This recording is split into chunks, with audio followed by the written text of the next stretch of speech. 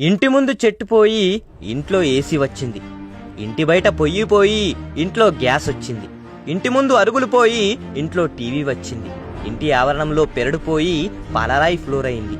ఇంటి బయట కుండ పోయి ఇంట్లో ఫ్రిడ్జ్ అయింది. ఒంట్లో బద్ధకం చేరి ఇంట్లో వాషింగ్ మిషన్ అయింది. ఇంటి బయట రుబ్బురోలు పోయి ఇంట్లో మిక్సీ అయింది. ఇంట్లో పుస్తకాలు పోయి చేతిలో మొబైల్ తయారైంది. ఇంటి ముందు రంగవల్లులు పోయి పెయింటింగ్లు వచ్చాయి. ఇంట్లో పెద్దవాళ్ళు వృద్ధాశ్రమంలో అనాథలయ్యారు.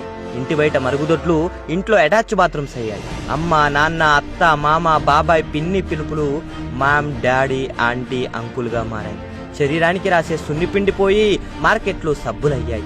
జుట్టుకు పెట్టుకునే కుంకుడుగాయలు పోయి షాంపూలయ్యాయి. గడపకు కట్టే పచ్చని తోరణాలు ప్లాస్టిక్ పువ్వులయ్యాయి. వంట చేసుకునే మట్టి పాత్రలు ఇంట్లో స్టీల్ ప్లాస్టిక్ గిన్నెలయ్యాయి. ఇంట్లో ఆయుర్వేద వైద్యం మర్చిపోయి వీధిలో మెడికల్ షాపులకు వలస కట్టాం. శరీరాన్ని కప్పుకునే దుస్తులు పోయి ఫ్యాషన్మయంలో గుడ్డ పీలికలయ్యాయి.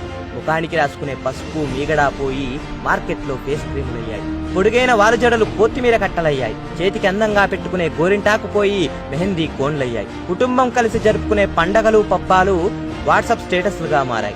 సాంప్రబద్ధమైన పెళ్లిళ్లు పోయి డెస్టినేషన్ పెళ్లిళ్లు వచ్చాయి. ఎడ్ల బండ్లు పోయి పెట్రోల్ వాహనాలు వచ్చాయి. పచ్చని పొలాలు ఫ్యాక్టరీల భవంతులయ్యాయి. కుటుంబంలో అనుబంధాలు ఆర్థిక సంబంధాలయ్యాయి. ఇంటి చుట్టూ బంధాలు అవసరాలకు పరిమితమయ్యాయి.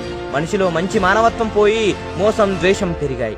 సంపాదన ధ్యాసలో మనిషి జీవితం యాంత్రికంగా మారింది. డబ్బే పరమావధిగా, వస్తువులే హోదాగా భావించే మనిషి రాక్షసుడయ్యాడు. నాటి మనిషి జీవితం ఆరోగ్యంగా, ఆనందంగా సాగేది. నేటి మనిషి జీవితం ఒత్తిడి, ఆందోళనలు, అనారోగ్యంతో సాగుతుంది. ఆధునికత మాయలో ప్రకృతిని కలుషితం చేసి మన గొయ్యిని మనమే తవ్వుకుంటున్నాం. ఆలోచించండి.